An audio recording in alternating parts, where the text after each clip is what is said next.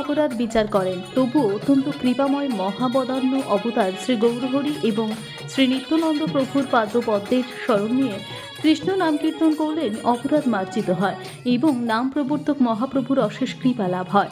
আমাদের মতো বদ্ধ ও চঞ্চল জীব 10 মিনিটে সুস্থির চিত্তে শ্রীকৃষ্ণের দিব্য নাম জপ করতে পারি না। তাই অতীব কৃপাপূর্বক মহাপ্রভুর প্রিয়জন যারা আমাদের গুরুরূপে সারা জগতে কৃষ্ণ নাম বিতরণ করেছেন, তারা ন্যূনতম পক্ষে 16 মালা সংখ্যায় জপ করতে নির্দেশ দিয়েছেন। অতএব সন্দেহের কোনো কারণ নেই, শ্রীগুরু গৌরাঙ্গের আনুগত্যে চললে ভয়ের কোনো কারণ নেই। আর সেই সুন্দর ধামে মেতে উঠেছে বক্রেশ্বর। এক ধুলোটের মধ্য দিয়েই নাচে গানে মাতোয়ারা বক্রেশ্বর। ছোট ছোট বাচ্চাদেরকে সাজিয়ে সুন্দর শোভাযাত্রার মধ্য দিয়ে আয়োজিত হয়েছিল এই নাম সংকীর্তনটি। সকলে পায়ে পা মিলিয়ে সুন্দর মুখরিত পরিবেশের মধ্য দিয়ে মাতোয়ারা হয়েছিল মহিলা থেকে ছোট ছোট বাচ্চারা। সকলের মিলিত প্রচেষ্টায় বক্রেশ্বর হয়ে উঠেছিল এক কৃষ্ণ ধামে।